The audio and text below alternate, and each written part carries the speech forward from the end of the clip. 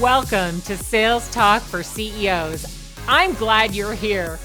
I'll be interviewing CEOs who have successfully scaled their B2B sales organization. In each episode, I'll start by uncovering the sales background of each CEO, dig into the strategies they use to build their sales organization, and wrap it up with what the future holds. We'll cover the good, the bad, and the ugly of scaling a sales organization. I'm your host, Alice Hyman. Welcome to this episode of Sales Talk for CEOs. And today we have the CEO of CloudShare, Zvi Guterman. So great to have you here. Hello, Alice. Wonderful to be here with you. Thank you for having me. Yeah, absolutely. I know you are in the beautiful Bay Area in Marin, which is wonderful. And I'm not too far from you here in Reno, not far from Lake Tahoe. Wonderful. And again, excited to be here and love your show. Well, thank you. Let's start by having you introduce what your company does and who your ideal customer is. Sure. So CloudShare provides an online platform for software vendors to conduct their entire hands-on experience dialogue with their customers. So think about someone like Atlassian or Palo Alto Network or even Salesforce. When they want to engage with their customers, and it can be any corporate or enterprise, they get to a point they want to give real-world access to their software. And right. CloudShare allows them to do that in a simple, easy, controlled way. And that's our goal, to be the best platform for people to run hands-on experience for software. Yeah, and so what I like about CloudShare is that it doesn't have to be such a structured demo because of the way your platform allows people to be in it real time with the product, not just sharing some product slides or snapshots or screenshots, right? It's actually they're in their software real time with the customer. Correct. So that's part of the secret, right? That we are able to allow these software vendors, and by the way, it also works for small vendors, to provide their prospects or customers or trainees this version a true version of their software, in an isolated, secure place that they can break, they can test, but it's the real product, and you're correct. And this is very important to our users. The fact that they're able to use the same real product and just test it and do whatever they need for their evaluation of them. Right. Because even in some cases where companies have a trial, they don't let people get to all the features, but inside of your platform, they can allow it and the access is controlled. Correct. And I think that's, again, doing a little bit about CloudShare, I think that's what we captured. The fact that actually people were doing variations of this before CloudShare. So everyone was doing some kind of a demo or downloaded in the past version or some limited version in AWS. I think what we captured is that it's important enough. It's actually very important. And we invest a lot of energy and resources around that. So if we can simplify that and actually say, hey, we are this platform, and you don't need to worry about it. We'll manage your infrastructure and analytics and control, and we'll make sure that you get the best results while you still can run your true software. I think that's the true promise with our platform. Yeah, absolutely. So this is a great idea.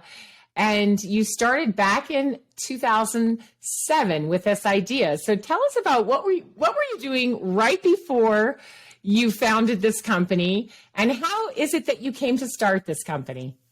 Sure. So my background in technology, I have a PhD in crypto, and I ran many positions in R&D organizations along the years. And before starting CloudShare, I thought that again and again we were spending a lot of resources. At the time, it was even pre-cloud, on these, what we sometimes used to call labs. Today we know that it's, again, even wider, this experience. But we were investing a lot of energy around labs, and it was early days of virtualization. And I thought, I wish there was such a service. And I couldn't find such a service. My previous company was a security company. I was the CTO. It got acquired. And I thought, okay, I'm going to start a new venture, and I want to solve a big problem that people really need. And that's how I came to CloudShare. Wow. Okay. So back in 2007, you started the company. Of course, you had to build the product, right? And you had to test the market and make sure there would be people who purchased the product once it was built. So who was doing all the selling at that time? Like many entrepreneurs, the founding team. So we were 3 founders.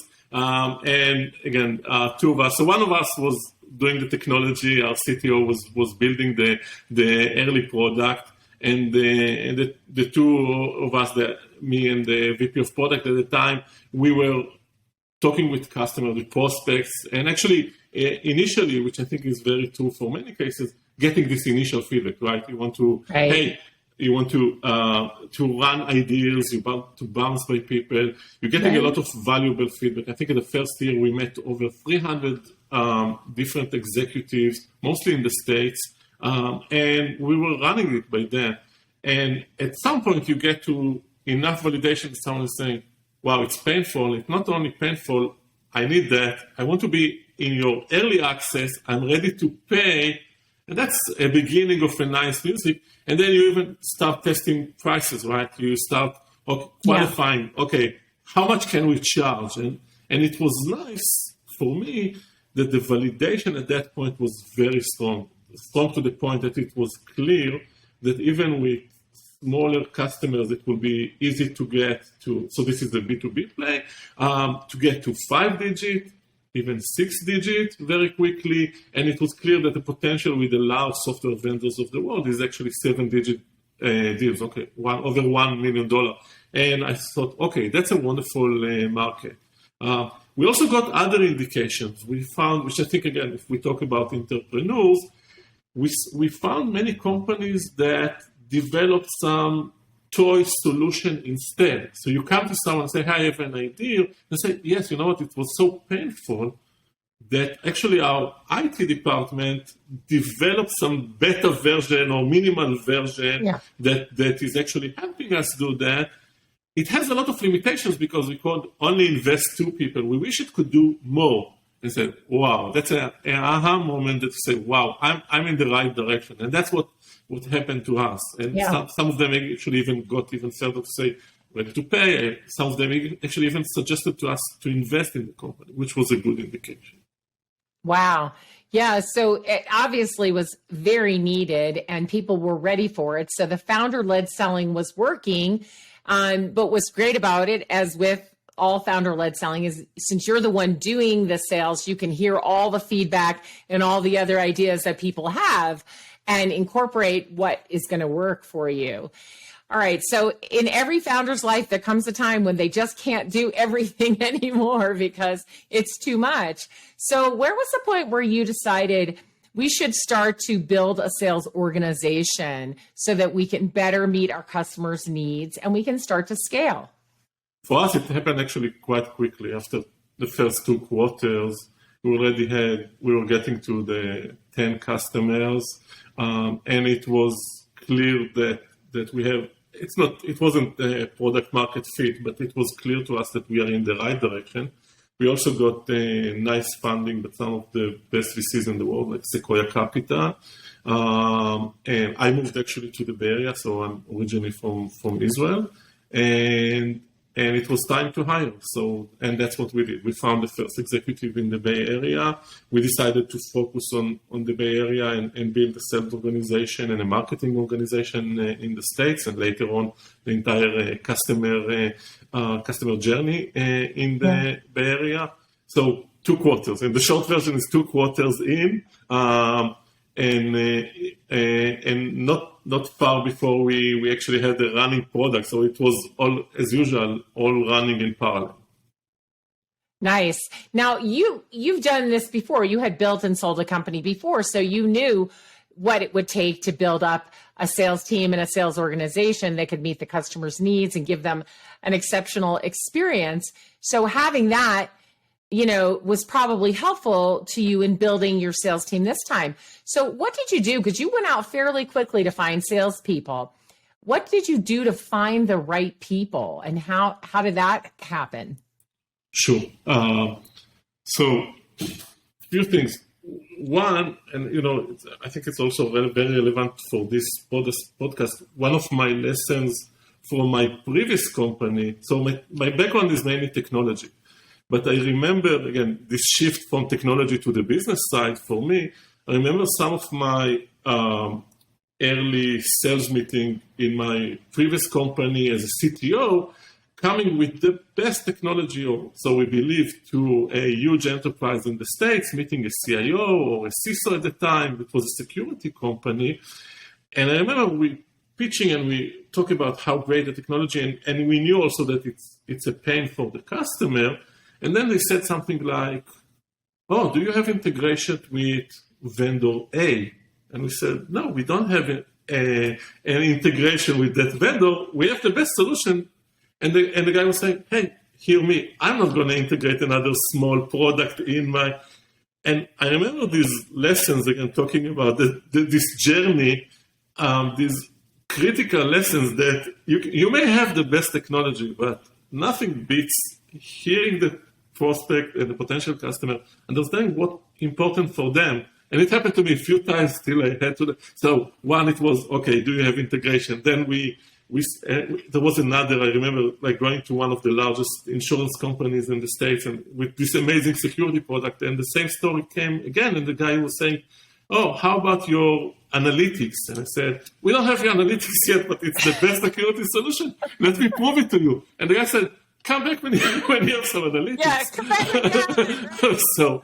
So these were critical lessons for me, which I think are trivial and important, of course, for salespeople, that you need to solve the problem. You need to make sure that you find the right solution for your audience, and not only what you think is best in your product, how innovative it can be. Hiring in the States for me was a journey, again, also as doing something for the first time. I think hopefully now, after doing that for 15 years, I'm hopefully doing that a little bit better. I found out that for me, the best things that I look in salespeople and later on also in executives, but to begin with salespeople, are drive, energy, drive, this motivation. I think sales is not an easy job, and it's very hard to succeed without this strong drive, this motivation to find what's the right. And I'm talking about B2B, these significant deals. You need the drive, and you also need, I'm not sure if we should call it IQ or some level of street smart, but you need to figure out your path, right? You need to find what is important, what did they say, how can we analyze it, how can we strategize this deal, how should we position, who are the stakeholders, right? All the right things that you do in the process that we can learn, you can improve, but you need some kind of, and I found out that for me, these two ingredients are the most important ones. And I did many mistakes, like I went for Rolodex, again, if we still use this term, early in my career, and I found someone that was selling to the right target, but he had no drive, and it didn't work. Right.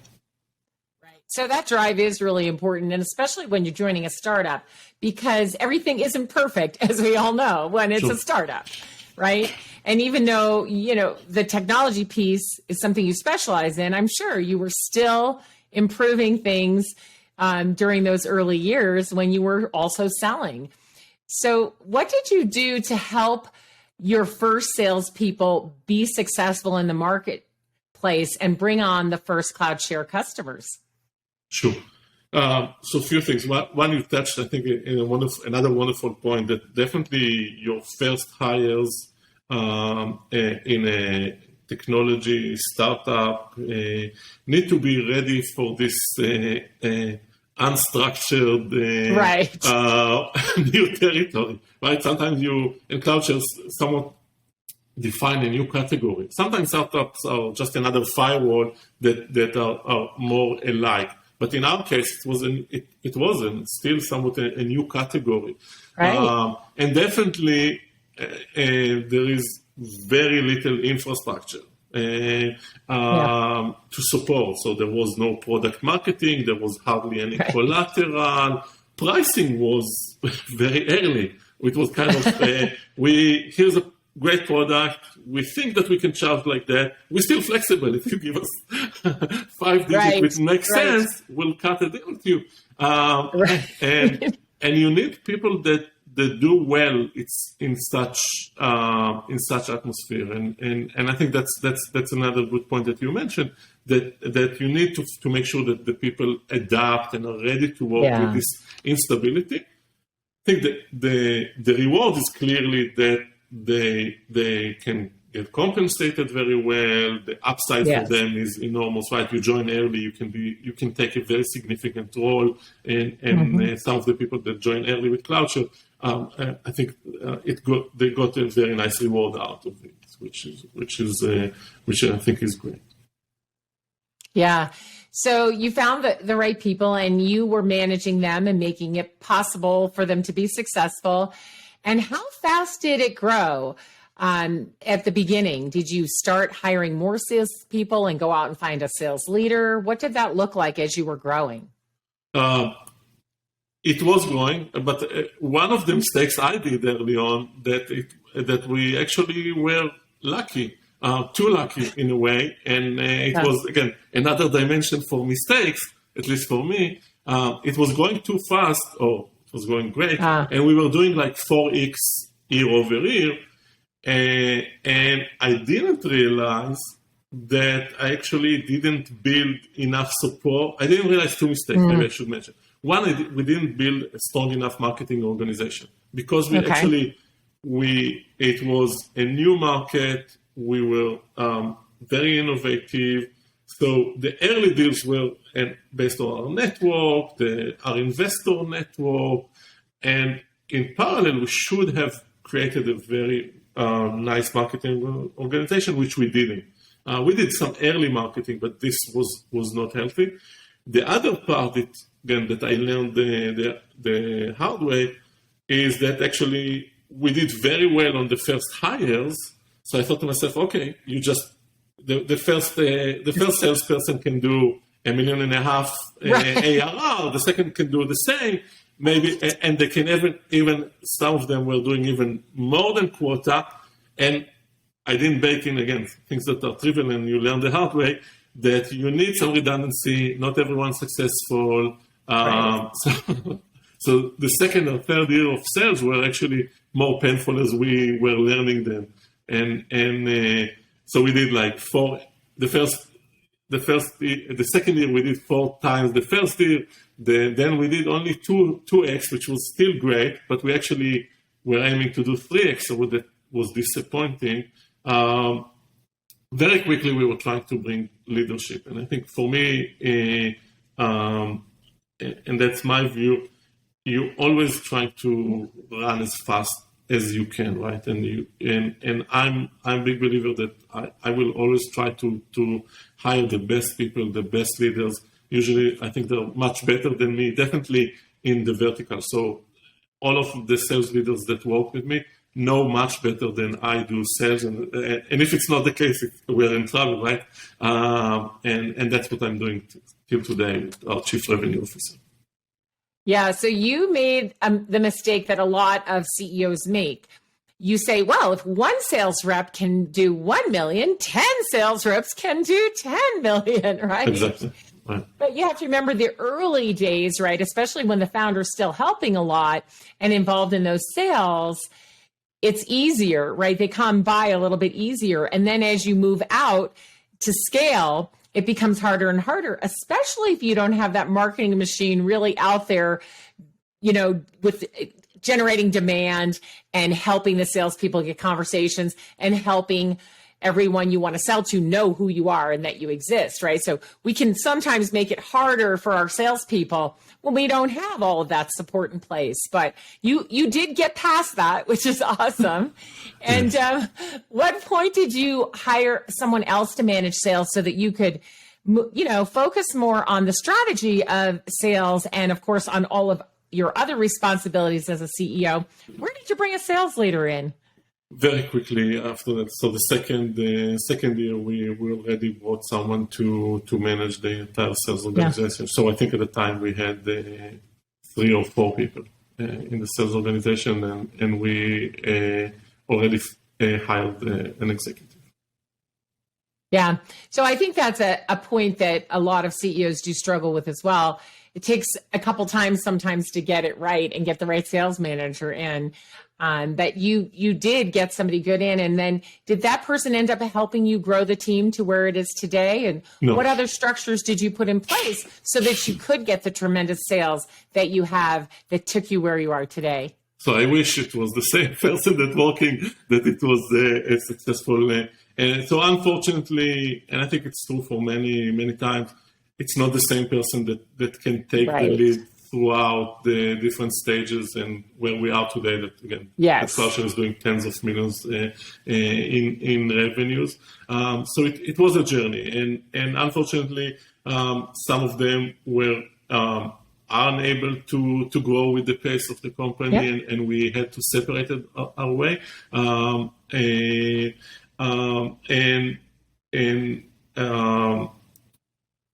And so it took us, I think, another 3 or 4 leaders till today to get to the point that we did. We also found and, of course, learned along the way what's the right structure for us. Maybe I'll give one example that we are separating, I think, like many others, but for us, we're separating today the part of customer success, which for us is an important part under revenues, from the new account, from the sales for new accounts, for the hunters, as we sometimes call them, right? So we do that, and we also, of course, divide the sales according to the geographies, right? So again, I think many companies are doing the same structure. For us, this is the right structure for our current stage. And I should mention also maybe that we are still in a direct mode where we sell to our customers. So sell directly to your customers. Yes. Yeah. And did you build a marketing machine on the way to help your salespeople? Yes. So again, I did that mistake once, and I learned. Tell us about that. So I shared a little bit, and of course I did enough of other mistakes, and we continue to do new ones. But definitely, and I think again today, marketing is an important part from the website to different campaign and awareness and PR and other avenues. And yes, so and I think it's a wonderful tool and definitely one for entrepreneurs. If they don't think about it, if you don't build this machine, it's really hard to support a sales organization. It's hard to grow. At our stage, we already do other things which I think are nice and important in the growth, to have all sorts of processes between the product and customer success, and the product and marketing, to have product-led growth and to support the marketing efforts. I think it's all again best practice today, but it's not trivial to tune it, and a lot of our energy in the last definitely 3 or 4 years is around these efforts. Right, but it took years, right, to move from founder-led growth, and sales to building this sales organization to now where you have marketing, sales, customer success, all aligned and working together. So now who leads that charge so that these teams stay aligned and really do meet the customer on their journey and provide an exceptional experience for them? So for me at CloudShare, it's the different departments that we have. It's the chief revenue officer run the pre-sale, the sales organization, and the customer success. And these are large organizations already. And then we have the marketing organization reporting to the CMO that runs from demand generation to Marcom and product marketing and so on. And the product organization that also has some dash line to product marketing, to the product development, to competitive analysis. And so far, we didn't get to, so they all report to me, and we are coordinating again on the corporate level to make sure that the quarterly efforts in every department are synced with the rest of the organization. And I think it's working very well for us. Yeah, it's amazing when you get everybody aligned on the strategy that you're going to move forward with, right? And they feel like their teams are integrated and can work together. It's amazing what happens, and it just becomes so much easier to engage the customer. Right. I agree. And these are important steps, I think, in the growth that's moving from, right, for the $1 million, I think, till you get to the $1 million, the founder CEO is most likely involved in every deal. And right. I can share maybe, so we were using Salesforce from day one, right, as a CRM platform. And one of the early days when we started adding salespeople, I added at the early time I had some admin control for the Salesforce, and I was excited that I was able to add a rule for myself that every change of opportunity I get notified. And I said to myself, I wonder when will come the day that it will be too much for me. And I was getting too many opportunities for you to... Too many activities, right? Too many activities. And I get an email. So it was, Joe was touching prospect A and change it from 20 to 30%, from stage A to stage B. And I was getting this, and it unfortunately took years. Sometimes it takes time till I said to myself, "Wow, this is time." And then another phase of the company was when I no longer know all of our customers. Or right. Even today, I'm also sometimes even not familiar that someone is a customer. So this is another phase that for me, distilling information, the dashboards that I see and the rest of the executive team is able to see became more and more important. Yeah, what you're talking about here is how your role has changed, right? So I always talk about this with CEOs. You will always have a role in sales, but it will change from the time that you're a founder doing all the selling to you leading sales, to you leading the leader of sales, to now you have many departments that touch the customer, like you said, the product and the marketing and sales and customer success, and all of them report into you. And now you play a much more strategic role. You can no longer take all those emails letting you know that there's been a change in Salesforce, right? But today, as CEO, what do you see as your most important role in sales? So I see two things with that. One is setting the strategy, and I think for us as executives, and that's one of the topics that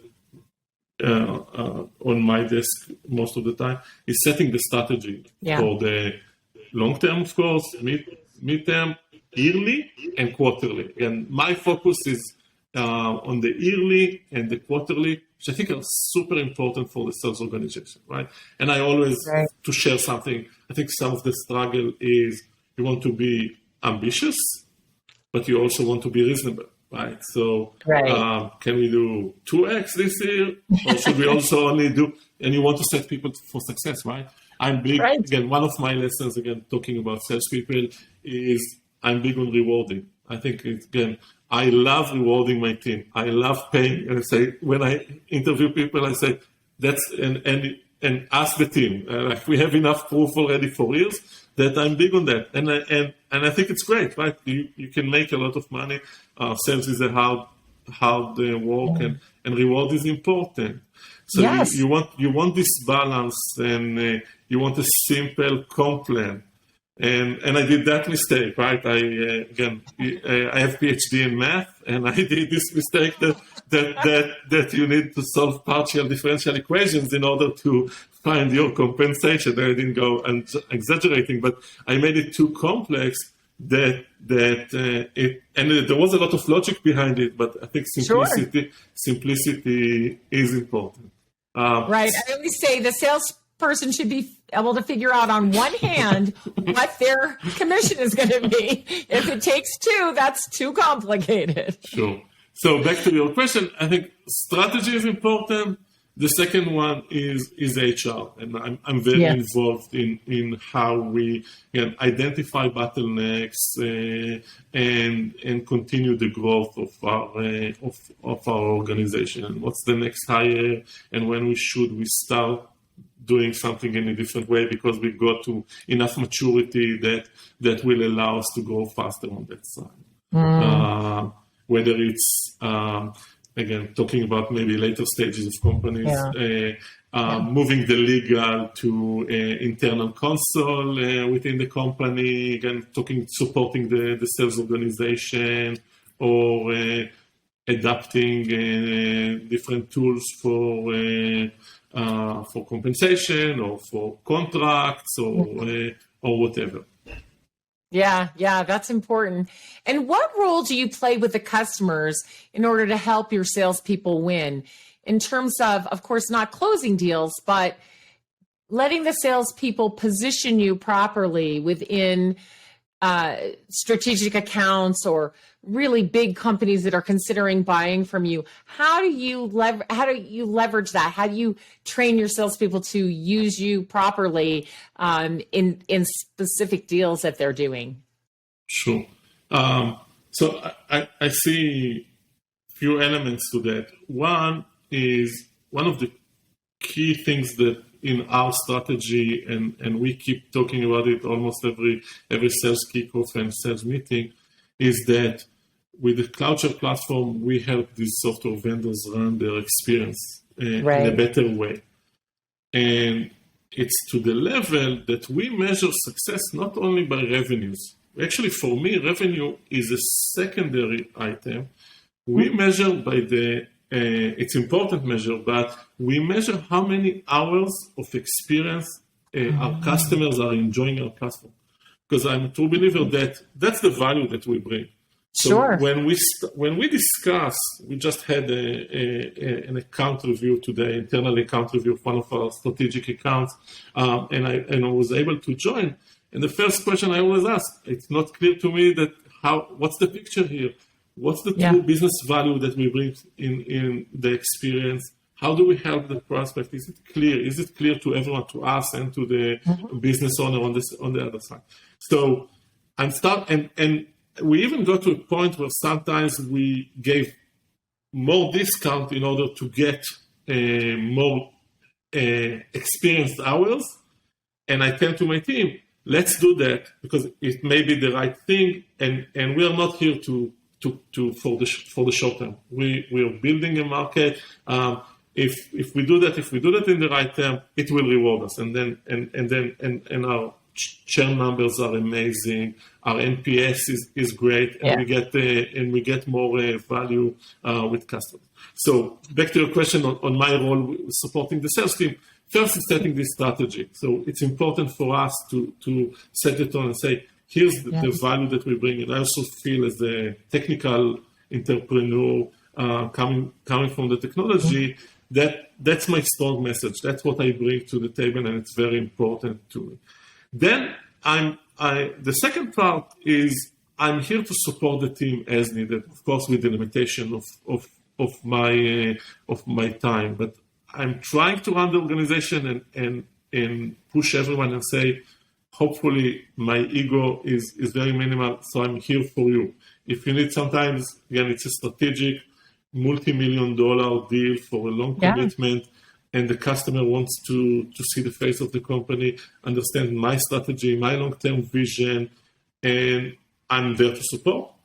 And sometimes it's a new salesperson that also, again, I'm lucky and I'm fortunate to meet her or him and discuss something and support them and show them again that we want their success. And I'm doing that, not enough as I would love. But I think that's the part of that we take as executives. Yeah, it's great. It's really nice to be in that position where as CEO, you can drive the strategy. And sometimes CEOs are really stuck in the day-to-day and they don't lift themselves out. And then they wonder why they're not scaling as quickly as they should, right? So kudos to you for being able to build the organizational structure around yourself that's succeeding so that you can do what you do best, which is to help with the strategy, get your team aligned around it, and then be able to play a role with those largest customers who need to see the face, as you said, because sometimes big companies, really, really big companies buying from smaller companies feel that there's risk and they do want to see who is leading the charge, right? And meet the CEO. And then I really like what you said about the talent and the HR aspect of it. It's like, how many salespeople do we need? When is it time, to choose more? What types of salespeople? And kind of keeping your vision around that so that you grow the sales team sensibly, right? Even though you have a CRO, it's something that, at the highest level, looking out for the people is really important. So I applaud you for doing all of that. So as we wrap up here, I'm just curious, what advice would you have to CEOs who are maybe still in the early stages like you were once, under 5 years and trying to grow their sales team? And, we all make some of the same mistakes because, that's what we do when we're founders of companies. But what are some things that you might leave CEOs who are growing their organizations with? Sure. Can I comment at least 2 or 3 things? One, as I think you pointed and we discussed a little bit today, we make mistakes. I think part of the importance is to understand that we make and correct. And in early stage of a startup, that's crucial. This understanding that you try something and it may not work, and you identify it as soon as possible. And again, in startup life, quarter or 2 quarters is a lot of time, and you should be able to make changes. So that's one. The second, which I didn't excel early on, and I think one of the benefits that we have today is mentorship. And I didn't do that well enough early on, and actually today for today I have, for example, 2 of the amazing public company CEOs that did it a few times. They went over IPOs, did tens of acquisitions, supporting me. And that was amazing as I'm looking to buy companies and grow the company also in unorganic ways and look for the next frontier for CloudShare. I found that very helpful. And I really encourage, I think, again, I didn't do it enough early on. And I think that's something that CEOs and founders should do as soon as they can. And I think they have wonderful opportunity to do that. And the last, which I think, again, relates somewhat definitely to CloudShare, but to other technologies as well, you have amazing technologies also today. And I think, again, you interviewed many of them on your podcast that really are helpful and in this art and science of selling, and allow us to do things that in the past were hard, like recording sales calls, right? And analyzing sales calls. Such an amazing tool. What we do in CloudShare, I think that was unheard of 20 years ago. This ability that you have all your demos and POCs in the cloud and you're able to analyze them. And there are other technologies. And I think if you can adapt, and many of these tools are actually not so expensive to start with. You don't need a huge budget. And I would encourage entrepreneurs to think and consider and use them. Great advice. Thank you so much for being with me today. I really appreciate it. And I enjoyed getting to know some of your team members when I moderated the panel for CloudShare the other day. That was really fun. We talked about sales enablement, one of my favorite topics. So I thank you for that opportunity as well. And I will look forward to continuing to follow your company and supporting you and watching you grow. Thank you very much, Elise. And thank you also, you mentioned the webinar, which was a huge success. And I hope that some of our listeners will also, if you didn't attend, go and listen. Alice was moderating it. What a wonderful event it was. Thank you very much, and thank you for having me today. Thanks for tuning in to Sales Talk for CEOs. You can find me at alicehyman.com. Be sure and connect with me on LinkedIn and let me know that you heard the show. If you found value in today's episode, please subscribe, write a review, and share the show with another CEO.